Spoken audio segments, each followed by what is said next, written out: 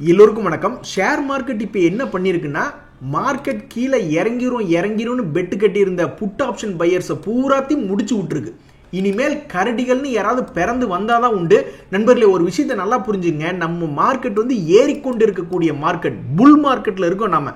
அப்ப 10 தடவை நீங்க மார்க்கெட் இறங்குன்னு பெட்டு கட்டினீங்கன்னா 3 தடவை தான் நடக்கும். 7 முறை மார்க்கெட் மேல் நோக்கி ஏறத்தான் வாய்ப்பு அதிகம். இதே சைனா மார்க்கெட்ல நீங்க பெட்டு கட்டுறீங்க அப்படின்னா 10 முறைக்கு மோஸ்ட்லி 7 முறை கீழே இறங்க தான் பார்ப்பான். ஏன்னா அவனுடைய ட்ரெண்ட் அப்படி.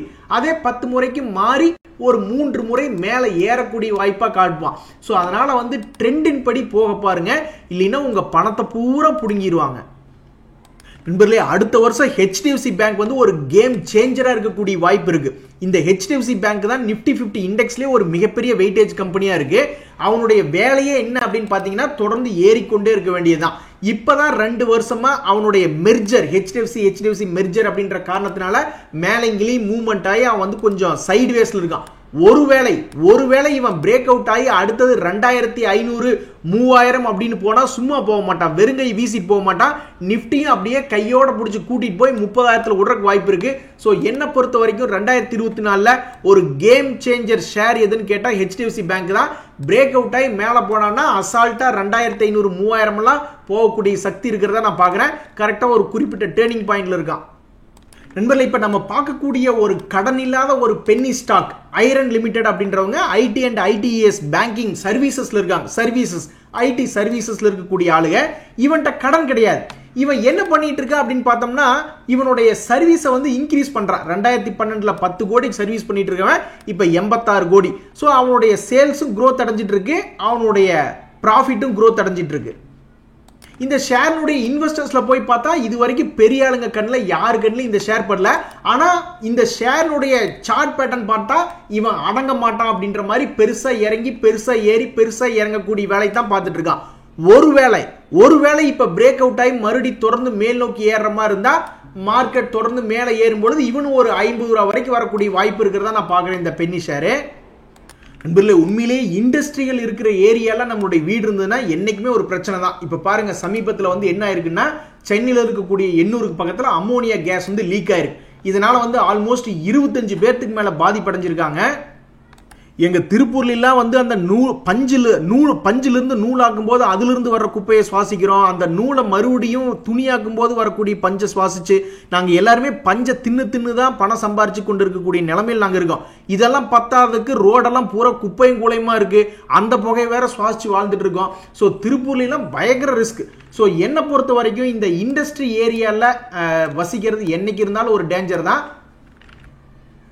ஒரு இண்டஸ்ட்ரி ஏரியால நம்மளுக்கு வேலை இருக்குன்னா ஒரு 20 கிலோமீட்டர் தள்ளி இருந்து டிராவல் பண்ணி போய் அந்த இடத்துக்கு போற மாதிரி இருந்தா தான் என்னைக்குமே நல்லது. சோ என்னை பொறுத்த வரைக்கும் இது போன்ற பிரச்சனைகளை என்னைக்குமே எந்த ஒரு இண்டஸ்ட்ரியும் தவிர்க்க முடியாது. எப்படி பார்த்தாலும் ஒரு மெட்டல் ஏதாவது ஒரு பிரச்சனைனால ஓட்டை விழுக தான் செய்யும், ஏதாவது லீக் ஆக தான் செய்யும். சோ அதுக்கு தான் சேஃப்டி மெஷர்ஸ் எல்லாம் யூஸ் பண்றாங்க. பட் என்னதான் இருந்தாலும் ஆக்சிடென்ட்ஸ் அப்படின்றது என்னைக்காவது ஒரு நாள் நடக்க தான் செய்யும். சோ நம்மளை பொறுத்த வரைக்கும் நம்ம சேஃப்டியா இருக்கணும்னா அது போன்ற இண்டஸ்ட்ரியில இருந்து ஒரு 10-20 கிலோமீட்டர் நம்ம போய் தள்ளி இருக்கிறதா நம்மளுக்கு நல்லது. நண்பர்களே, சுஸ்லான் சார் இனி என்ன ஆகும்? 6 ரூபாயிலிருந்து ஆல்மோஸ்ட் 40 ரூபாய் கிட்ட வந்துட்டான். இதுக்கு முன்னாடி எல்லாம் 400 ரூபாய் ரேஞ்ச் காட்டுறான் சார்ட்ல. பட் உண்மைக்கு இதெல்லாம் 1000 ரூபாய்க்கு மேல நாங்கெல்லாம் இதை பார்த்துட்டு இருந்தோம் 2006 சமயத்துல எல்லாம் நான் நினைக்கிறேன்.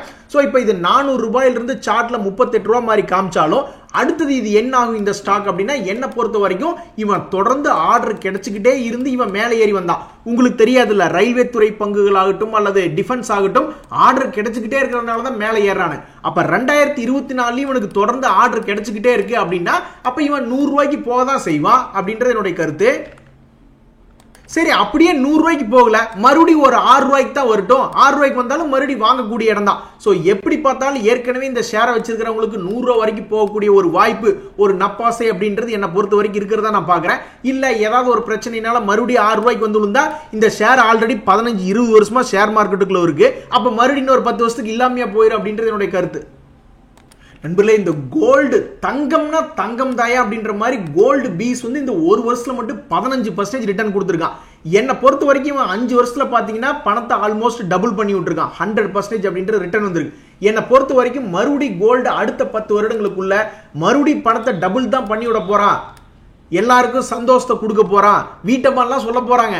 இங்க பாரு, நீ என்ன கட்டுன பாவத்துக்கு உனக்கு ஒரு 10 பவுன் வித்து தரேன், இதை வச்சு நீ வாயே பேசக்கூடாது அப்படின்ற மாதிரியான விஷயங்கள்லாம் நடக்க போதான் நான் பாக்குறேன். ஆமாங்க, ஒரு 50 பவுன் வச்சிருக்கிறவங்க 100 பவுன் வச்சிருக்கிறவங்களுக்கு இப்பத்த மதிப்பு அப்படியே இன்னொரு 10 வருஷத்துக்குள்ள டபுளாவோ ட்ரிபிளாவோ ஆச்சுன்னா, நண்பர்களே இந்த லாரஸ் ஷேர் ஏறதை பார்த்தா அவனுக்குள்ள ஏதோ சக்தி இருக்கிற மாதிரி தான் தெரியுது.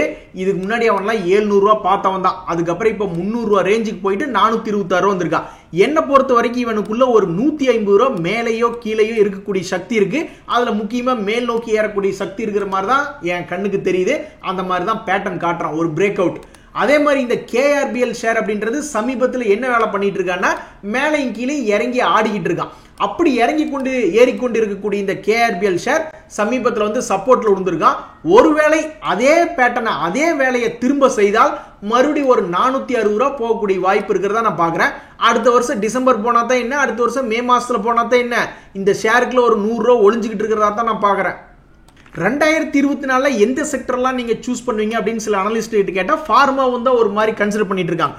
ஒருவேளை 2024 இப்ப 2023 ஃபார்மா ஏறி இருக்கு, 2024 ஃபார்மா ஏறினா இந்த GLS கிளென்மார்க் லைஃப் சயின்ஸ் எல்லாம் உங்களுடைய பழைய ஹையை வந்து தொட வேண்டும். அதாவது நம்ம எப்பேற்பட்ட ஆளுங்கன்னா, நம்ம இப்படி ஒரு கோட்டை போட்டு கீழாப்புல இருந்து மேல் நோக்கி ஏறக்கூடிய ஷேர் ஏதாவது இருக்கு அப்படின்ற மாதிரி நம்ம பார்க்கக்கூடிய ஆளுக்கு தான். இப்பதான் அந்த மாதிரி ஷேர்கள் கம்மி ஆயிடுச்சு. ஸோ அப்ப இந்த GLS அப்படின்ற ஷேர் வந்து கொஞ்ச நாளா ஒரே மாதிரி அமுக்கமா இருக்கா. ஒருவேளை இவன் அடுத்த வருஷத்துலயும் இந்த பார்மா கம்பெனியில் ஏற ஆரம்பிச்சதுன்னா இவன் 800 ரூபா வரக்கூடிய வாய்ப்பு இருக்கிறதா தான் நான் பாக்குறேன். அடுத்து நம்ம பார்க்கக்கூடிய இந்த ஹெரிடேஜ் ஃபுட்ஸ் அப்படின்ற ஷேர், நீதான் என் மனசை கவரும் மாப்பிள்ளை அப்படின்ற மாதிரி இப்போதைக்கு டெக்னிக்கலா பேட்டர்ன் வந்து பிரேக் அவுட் ஆகிறான். சரி, பிரேக் அவுட் ஆனாலும் இது போன்ற ஸ்டாக்குகள் ஏதாவது ஃபண்டமெண்டல் இருக்கு அப்படின்னு பார்த்தோம்னா, தற்சமயத்துக்கு இந்த கம்பெனில வந்து கடன் அப்படின்றது கிடையாது. இதுக்கு முன்னாடி 306 கோடி கடன் வச்சிருந்திருக்கா, பட் இப்போதைக்கு கடன் அப்படின்றது கிடையாது. சரி, இதனுடைய பேலன்ஸ் ஷீட்லாம் கிளீனா இருக்கா அப்படின்ற மாதிரி போய் பார்த்தோம்னா, இன்வெஸ்ட்மெண்ட்டே ஒரு 91 கோடி பக்கம் போட்டிருக்கான். இதுக்கு முன்னாடி 1000 கோடியில இன்வெஸ்ட்மெண்ட் பண்ணியிருக்கான், அப்புறம் ஏதோ ஒரு தேவைகளுக்காக எடுத்துட்டான் போல. சரி, எது எப்படி இன்னொரு 91 கோடி இன்வெஸ்ட்மெண்ட் அப்படின்றது பண்ணி வச்சிருக்காங்க. சரி, யாராவது பெரிய ஆளுங்க நம்பிக்கையா இதை நம்பி பணம் இது போட்டு வச்சிருக்காங்களா அப்படின்னு பார்த்தோம்னா, டிஐஸ் எல்லாம் வந்து ஓரளவுக்கு பணம் போட்டு வச்சிருக்காங்க, 14% எல்லாம் பணம் போட்டு வச்சிருக்காங்க. பட் எஃப்ஐஸ் வந்து அவங்களுடைய ஹோல்டிங் பேட்டர்னை குறைச்சிக்கிட்டாங்க. இந்த பேட்டர்ன் ஒவ்வொரு முறையும் பார்க்கும்போது ஒரு மாதிரி எகிரி குதிச்ச மாதிரியே இருக்கு. சோ இந்த முறையும் ஒரு மாதிரி எகிரி குதிச்சான்னா இவன் ஒரு 440 ரூபா போக வேண்டிய ஆள் தான் அப்படின்றது என்னுடைய கருத்து. ஏன்பா இந்த கம்பெனில எல்லாம் என்ன நம்பிக்கையில பணம் போட்டு வச்சிருக்கீங்க அப்படின்ற மாதிரி இந்த ஆர்வி டெனிம்ஸ் அப்படின்றத எடுத்து பார்க்கிறோம். P&L ஒன்னையும் காணோம், எல்லாம் 60 கோடி 40 கோடி நஷ்டமாவே இருக்கு. அந்த இன்வெஸ்டர்ஸ்ல நம்ம போய் பார்க்கிறோம், யாரு பெரிய ஆளுங்கன்னா எஃப்ஐஸ் எல்லாம் ஓடிவிட்டாங்க. ஆனா டிஐஸ்ல இன்னுமே ஒரு குரூப் இருக்கு. யாருன்னு பார்த்தா United India insurance company limited அப்படின்றவங்க இன்னும் 2% இந்த ஸ்டாக்ல ஹோல்டு பண்ணிட்டு இருக்காங்க. ஆனா தற்சமயம் வரைக்கும் இது ஒரு லாபகரம் இல்லாத கம்பெனியா இருக்கு. சோ இந்த ஆர்வி டெனிம் மேல் நோக்கி ஏற மாதிரி இருந்தால் 110 ரூபா வரணும். பட் இருந்தாலும் இந்த ஷேர் 110 ரூபா வரலைன்னா யாரும் கேட்க போறது இல்ல. நம்ம பணம் போட்டு வச்சிருந்தா வீட்டுல கேட்பாங்க, யோ என்னையா வாங்கி வச்சிருக்க, நீ வாங்கின 30 ரூபாய்க்கு கீழே 3 ரூபாயில போய் படுத்து கிடக்கு, இந்த மாதிரி ஷேர் நீ ஏன் வாங்குற அப்படின்ற மாதிரி கேட்பாங்க. பட் இருந்தாலும் எந்த ஒரு நம்பிக்கையில இந்த ஆர்வி டெனிம்ஸ் அப்படின்ற ஷேரை வந்து யுனைடெட் இந்தியா இன்சூரன்ஸ் வச்சிருக்காங்கன்னு தெரியல. மேல் நோக்கி ஏறி வந்தா சந்தோஷம் தான். நண்பர்களே, இந்த SBI large and mid cap mutual fund வந்து டேகா இண்டஸ்ட்ரீஸ் அப்படின்ற இன்வெஸ்ட்மெண்ட் பண்ணியிருக்காங்க. அவனுடைய வளர்ச்சியை பாருங்களேன், எப்படித்தான் இந்த மாதிரி ஷேர்லாம் கண்டுபிடிச்சு இன்வெஸ்ட்மெண்ட் பண்றாங்க தெரியல. இந்த டேகா இண்டஸ்ட்ரியினுடைய இன்வெஸ்டர்ஸ் நீங்க போய் பாத்தீங்கன்னா டிஐஸ்ல 17% இன்வெஸ்ட்மெண்ட் பண்ணிருக்காங்க. அதுல இந்த SBI large and mid cap fund வந்து 5% துணிஞ்சு இன்வெஸ்ட்மெண்ட் பண்ணிருக்காங்க. அவங்க இன்வெஸ்ட்மெண்ட் பண்ண ஆங்கிள் இருந்து ரேஞ்சில இருந்து பார்க்கும்போது 500 ரூபாய் இருந்த ஷேர் எங்க 1100 ரூபாய் எங்க இன்னுமே கையில ஹோல்டு பண்ணிட்டு தான் இருக்காங்க. டிசம்பர் 2021 சமயத்திலிருந்தே இன்னும் ஹோல்டிங் தான் பண்ணிக்கிட்டு இருக்காங்க. அப்ப நம்ம என்ன பண்ணணும், நம்மளும் இது போன்ற ஸ்டாக்குகளை தான் எடுக்கணும். இப்ப இந்த ஸ்டாக்கை நீங்க போய் பாத்தீங்கன்னா அவனுடைய ப்ராஃபிட் growth அப்படின்றது கடந்த 3 வருடங்கள்ல 41% இருக்கு. சோ 20% மேல இருந்தாவே இது ஒரு நல்ல வளர்ச்சி தான். அதே மாதிரி இந்த டேகா இண்டஸ்ட்ரீஸ்னுடைய கடன் அப்படின்றது பாத்தீங்கன்னா ரொம்ப கம்மியா தான் இருக்கு. 0 இருக்கணும்னு அவசியம் இல்ல, 1க்கு கம்மியா இருந்தாவே பரவாயில்ல தான், அவன் சொத்தை வித்தாலும் கடன் அடைஞ்சிரும் அப்படின்ற மாதிரியான ஒரு நம்பிக்கை தான். அதே மாதிரி பூராமே வளர்ச்சிக்கு உண்டான அடையாளமா இருக்கு. நீங்க வந்து return on capital employed, return on equity எதை பார்த்தாலும் சரி அதுவும் 20% மேல இருக்கு. 20% மேல இருந்தா அதுவும் ஒரு நல்ல growth கம்பெனி அப்படின்றதுக்கு உண்டான அடையாளம். அதே மாதிரி ஃபேஸ் வேல்யூ பார்த்தாலும் 10ன்னு இருக்கு. அப்ப இது என்னைக்கு வேணாலும் ஸ்பிளிட் கொடுக்கலாம், போனஸ் கொடுக்கலாம் அப்படின்ற மாதிரி நிறைய growth ஆப்பர்ச்சுனிட்டிஸ் அப்படின்றது இருக்கு. சோ இப்படித்தான் நம்மளும் வந்து எந்த ஒரு ஷேர் எடுத்து பார்த்தாலும் ஒரு growthக்கு உண்டான அடையாளமா இருக்கணும் அப்படின்றது என்னுடைய கருத்து. இன்னைக்கு நம்ம மார்க்கெட்லாம் வெறித்தனமா இருக்கு நம்மளுடைய மார்க்கெட்டே. ஸோ இனிமேல் நம்ம ஷேர் மார்க்கெட் இறங்கணும்னா கரடிகள்லாம் புதுசா இனி ஏதாவது பிறந்து வந்தாதான் உண்டு. அது ஏன்னா இன்னும் ஒரு நாள் தான் இருக்கு 2023. இது பெரிய அதிசயமா. நாளைக்கு வந்து கரடிகள் என்ன 1000 பாயிண்ட் இறக்கி விட்டுற முடியும்? முக்கி இறக்குனா 100 பாயிண்ட் இறக்கி விட்டுறதே பெரிய விஷயமா தான் நான் பாக்குறேன். நண்பர்களே, அண்ணன் ஏறினா தம்பியும் ஏறுவான் அப்படின்ற மாதிரி எல்லாம் இருக்கு, வாய்ப்பு இருக்கிறதா நான் பாக்குறேன். இந்த யூஃப்ளெக்ஸ் பாலிப்ளெக்ஸ் எல்லாம் ஒரே குரூப் தான். இந்த யூஃப்ளெக்ஸ் அப்படின்ற ஷேரை நான் பாக்குறேன். அந்த யூஃப்ளெக்ஸ்னுடைய டெக்னிக்கல் சார்ட் பேட்டர்ன் வந்து கடந்த 1.5 வருஷமாவே ஒரு சோதனை காலமா இருந்தாலும் அவனுடைய மூவ்மெண்ட்டே, அவனுடைய சார்ட் பேட்டர்னே இது போன்றதான். கோவிடுக்கு முன்னாடியே 2011 கூட நீங்க பாத்தீங்கன்னாலும் சரசரன் ஏறி இறங்கக்கூடிய ஆளா தான் இருக்கா. அப்ப அடுத்த 2024 இவன்லாம் மேல் நோக்கி ஏறினா பணத்தை டபுள் பண்ணி விடக்கூடிய வாய்ப்பு இருக்கிறதா நான் பாக்குறேன். இந்த சமயத்துல தான் பாலிப்ளெக்ஸையும் பார்க்கணும்.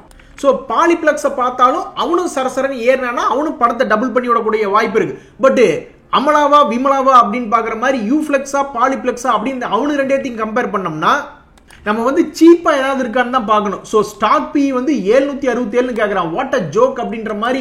இது ஏதோ கால்குலேஷன் எரரா என்ன அப்படின்றது எனக்கு தெரியல. சரி பரவாயில்ல, கடனாவது கம்மியா இருக்கான்னு பார்த்தா ஓகே, 6424 கடன் இருந்தாலும் அதை விட அவங்களுக்கு சொத்து அதிகமா இருக்கு. இதே நம்ம பாலிப்ளெக்ஸ்ல போய் பார்த்தோம்னா அவங்க கிட்ட பெருசா கடன் இல்ல, கடன் வந்து ரொம்ப கம்மியா தான் இருக்கு. 621 கோடி தான் இருக்கு, அவங்களுக்கு வந்து சொத்து அதிகமா இருக்கு. சோ இவனுடைய ஸ்டாக் பி வந்து கரெக்டா கால்குலேஷன் பண்ணி காட்டுது 46.2ன்னு. எப்படி பார்த்தாலும் அதுவும் எக்ஸ்பென்சிவ் தான். சரி டிவிடெண்ட் யார் அதிகமா கொடுக்குறாங்க பார்த்தா தற்சமயத்துக்கு டிவிடெண்ட் அதிகமா கொடுக்கறது நம்ம பாலிப்ளெக்ஸ் தான். பட் இதெல்லாம் நம்மளுக்கு எதுவுமே வேண்டாம். நம்மளுக்கு தேவை P&L, ப்ராஃபிட் அண்ட் லாஸ் வந்து கரெக்டா பண்ணிட்டு இருக்காங்களா அப்படின்னா இது கீழ் நோக்கி உளுந்து கிடக்குது. 2023 வரைக்கும் நல்லா ப்ராஃபிட் பண்ணிக்கிட்டு இருந்த இந்த கம்பெனி திடீர்னு பார்த்தா அப்படியே கீழ் நோக்கி கும்ப பாடுற மாதிரி காட்டுறான் ட்ரெயிலிங் 12 months. அதே நம்ம யூஃப்ளெக்ஸ்னுடைய P&L அப்படின்றது பார்த்தோம்னா அவன் இவனோட மிகப்பெரிய கும்பாவா இருக்கு. 2024 அவனுடைய மார்ச் 2024 ரிசல்ட் வந்து கண்டிப்பா லாஸ் மேக்கிங்கா தான் இருக்கு. அப்ப என்னை பொறுத்த வரைக்கும் யூஃப்ளெக்ஸுக்கு பாலிப்ளெக்ஸே பரவாயில்ல அப்படின்ற மாதிரி இருக்கு. விழுந்ததுன்னா லாட்ரி, இல்லைன்னா ஒண்ணுமே கிடையாது அப்படின்ற மாதிரியான ஒரு மனநிலையில இருக்கக்கூடிய ஒரு ஷேர் தான் வேலியன்ட் ஆர்கானிக்ஸ். இவன்லாம் மேல 2000 ரூபாய் இருந்தவன் இப்ப 500 ரூபாயில இருக்கான். பட் இருந்தாலும் இங்க நம்ம என்ன கவனிக்கணும் அப்படின்னா இவனுடைய இறக்கம் அப்படின்றது ஒரு மாதிரி கட்டுப்படுத்தப்பட்டிருக்கு இந்த 2023. சோ திரும்பி ஏறினா ஒரு 1500, 3000, 2000 அப்படின்னு கூட வரக்கூடிய வாய்ப்பு இருக்கிறதா இவனுடைய வரலாறு காட்டுது. பட் அது நடக்குமா இல்லையா அப்படின்றது நம்மளுக்கு தெரியல. இந்த டெஸ்லா சூப்பரான ஒரு நியூஸ் வந்து நம்மளுடைய மீடியாக்கள்ல வலம் வந்து கொண்டிருக்கிறது. இவர் வருவாரா வரமாட்டாரா அப்படின்னு ஓவர் ஹைப். எப்படி டாடா டெக்னாலஜிஸ் ஐபிஓ வரும்போது ஓவர் ஹைப்பா இருந்தது, அதே மாதிரி எல்ஐசிஐனுடைய ஐபிஓ வரும்போது எப்படி ஒரு ஓவர் ஹைப்பா இருந்தது மார்க்கெட்ல, அது மாதிரி இந்த டெஸ்லா கம்பெனி இந்தியாவுக்கு வருமா வராதா? அந்த எலக்ட்ரானிக் வெஹிக்கிள் மேனுஃபேக்சரர் உலகத்திலே பெரிய ஆளா இருக்கக்கூடிய டெஸ்லா இந்தியா வருவாரா மாட்டாரான்னு ரொம்பவுமே ஆவலா இருந்தது. அது வந்து மேபி குஜராத்ல வரலாம் அப்படின்ற மாதிரி ஒரு செய்தி வந்திருக்கு. இது வந்து நம்ம எப்படி ஊர்ஜிதப்படுத்தலாம்னா இன்னும் 2-3 நாள் கழிச்சு தான் தெரியும். நல்ல வேலை இது சம்பந்தமா எந்த ஷேருமே இல்ல இருந்திருந்தா இன்னைக்கு 10% மேல கீழே ஏறி இறக்கி ஒரு மாசத்துக்கு விழா கொண்டாடி இருப்பாங்க. பொறுத்தது போதும், பொங்கி வெடித்து விடு அப்படின்ற மாதிரி இந்த கல்யாண் கிஜல் ஷேர் வந்து நீங்க நல்லா கவனிச்சு பாத்தீங்கன்னா அவன் 2023 ரொம்ப காலம் படுத்து கிடந்தான். திடீர்னு பிளாஸ்ட் அவுட் ஆனா எகிரி குதிச்சு மேல வந்துட்டான். இப்ப வந்து பார்த்தோம்னா மறுபடியும் அதே மாதிரி ஒரு மாதிரி கன்சால்டேஷன் சோன் ஆகிறான். ஒருவேளை அடுத்த வருஷத்துல இதே மாதிரி ஒரு மே மாசம் ஜூன் மாசம் சமயத்துல திடீர்னு பிளாஸ்ட் அவுட் ஆயிட்டானா அடுத்தது இவன்லாம் 500 ரூபாய் போவான் அப்படின்றது என்னுடைய கருத்து. சரி பிளாஸ்ட் அவுட் ஆகி மேல போகல கீழே வரனா சந்தோஷம் தான், மறுபடியும் 100 ரூபாய்க்கு வா, நாங்க வாங்குறதுக்கு நாங்க நிறைய பேர் ரெடியா இருக்கோம் அப்படின்ற மாதிரி தான். இன்னொரு ஷேர் வந்து அப்படியே கெத்தா சொல்லுது, ஆமாயா நான் சப்போர்ட்ல தான் இருக்கேன், முடிஞ்சா என்ன எடுத்துப்பாரு அப்படின்ட்டு. நீ என்ன அவ்வளவு பெரிய ஆளா அப்படின்ற மாதிரி நான் போய் பாக்குறேன். சத்தியமா அவன் பெரிய ஆள் தான். 37,000 ரூபாய் ஒரு ஷேர். சோ ஒரு ஷேர் வாங்கினாவே 37,000 ரூபாய் போயிடும். பாக்குறதுக்கு ட்ரேடிங் சார்ட் பேட்டர்ன் பாக்குறதுக்கு நல்ல அருமையான சப்போர்ட்ல இருக்க மாதிரி தான் இருக்கு. பட் இருந்தாலும் அப்பேற்பட்ட பணக்காரங்க நம்ம சப்ஸ்கிரைபர் யாருன்னு தெரியல. இந்த ஷேர் ஒரு 1000 ஷேர் வச்சிருக்கிறவங்க தான் நம்ம சப்ஸ்கிரைபர்ல மிகப்பெரிய பணக்காரங்க அப்படின்னு நான் ஒத்துக்கிடுவேன். நண்பர்களே, இன்னொரு நியூஸ் ஒன்று வருது ஷேர் மார்க்கெட்ல. என்ன அப்படின்னு பார்த்தோம்னா செபி வந்து இந்த டிசம்பர் 2023 நாமினேஷன் அப்டேட் பண்ணுங்கன்னு எக்ஸ்டெண்ட் பண்ணியிருந்தாங்க. அதை வந்து ஜூன் 2024 மாத்திருக்காங்க. இது ஒரு வரவேற்கத்தக்க நியூஸா தான் நான் பாக்குறேன். நண்பர்களே, இப்ப நம்ம போய் ஒரு ஷேரை வாங்குறோம், நல்லா தான் இருக்கு. ஆனா கடைசியில் நம்ம வாங்கினதுக்கு அப்புறம் கும்பா பாடிச்சுன்னா நம்ம என்ன பண்ண முடியும்? நம்மளை யாரு நம்மளுக்கு ஆறுதல் சொல்லுவாங்கன்னா ஏதாவது ஒரு டெக்னிக்கல் அனாலிசிஸ் தான் ஆறுதல் சொல்லும். ஒரு சப்போர்ட் எடுத்துட்டான் அல்லது ஒரு பிரேக் அவுட் ஆயிட்டா இனி கீழ இருந்து மேல போகக்கூடிய வாய்ப்பு இருக்கு அப்படின்ற மாதிரி பார்க்கக்கூடிய ஒரு வாய்ப்பு அந்த டெக்னிக்கல் தான் தரும். அப்படி ஒரு ஷேர் தான் சுட்லஜ் டெக்ஸ்டைல்ஸ் அப்படின்றது. இந்த சட்லஜ் டெக்ஸ்டைல் அப்படின்றத நான் பார்க்குறேன். இவன் என்ன பண்ணியிருக்கான்னா, இவன் வந்து ஒரு ட்ரெண்டிங் கிளி வேலை தான் பண்ணியிருக்கான். ஏறுவதும் இறங்குவதும் இவனுக்கு வாடிக்கையாக இருக்கு. ஸோ இந்த ஷேர் என்னாச்சு, திடீர்னு ஒரு நஷ்டமாகக்கூடிய கம்பெனியாக மாறிட்டான். இவனுடைய ப்ராஃபிட் அண்ட் லாஸ் வந்து திடீர்னு லாஸ் மேக்கிங்காக, யாராவது ஓகே இத்தனை வருஷமா அவன் லாபம் பண்ணிட்டு இருக்கான் எடுத்து பார்ப்போமே அப்படின்னு யதார்த்தமாக வச்சிருந்தாங்கன்னா இன்னைக்கு அவனை பதார்த்தமாக பண்ணி விட்டுருப்பாங்க. ஸோ இந்த சட்லஜ் இந்த சமயத்தில் எப்படி ஒரு ஆதரவு தருது அப்படின்னு பார்த்தீங்கன்னா, தற்சமயத்துக்கு அவன் ஒரு மாதிரி சப்போர்ட் எடுத்திருக்கான், பிரேக் அவுட் ஆகிறான். மேபி மேல் நோக்கி வந்தா அவன் இந்த 110 ரூபாயில வாங்கி சும்மா உட்காந்துருக்கிற நண்பர்களுக்கு ஏதோ ஒரு போட்ட பணமாவது திரும்பி வரும். நண்பர்களே, ஐடிசி ஷேர் இன்னைக்கு ஓரளவுக்கு பரவாயில்ல. அவன் வந்து லேசா மொமெண்டம் காட்டுறான். 463 ரூபா வரைக்கும். இவனை சாதாரணமா நினைச்சுக்காதீங்க. இவன் மேல் நோக்கி ஏறி எஃப்எம்சிஜி செக்டருக்கு ஒரு கான்பிடன்ஸ் கொடுத்தான்னு வச்சுங்க, இவன் பின்னாடி ஹெச்யூஎல் ஏறுவான். அது மாதிரி இன்னும் 2-3 கம்பெனி ஏறும். நம்மளுடைய நிப்டி 50 இண்டெக்ஸே ஒரு 500 பாயிண்ட் ஏற்றி விடக்கூடிய சக்தி அப்படின்றது ஐடிசி ஷேருக்கெல்லாம் இருக்கு. ஸோ ஐடிசி ஷேர் கொஞ்சம் மேல் நோக்கி வர்றது எஃப்எம்சிஜி செக்டர்ல இருக்கக்கூடிய மற்ற ஷேர்களுக்கு நன்மை தான். இன்னைக்கு ஹிந்து காப்பர்லாம் பறந்துட்டா இவன் 100% வரணும் அப்படின்னு நம்ம சமீபத்தில் பேசிட்டு இருந்தோம். அடுத்த வருஷம் கடைசிக்குள்ள 100% வந்துட்டான்னா உடைக்கக்கூடிய முதல் தேங்காய் என்னுடையதா இருக்கும். இன்றைய தகவலாம் உங்களுக்கு உதவியா இருந்ததுன்னா எனக்கு சந்தோஷம் தான். ரொம்ப நன்றி, வணக்கம்.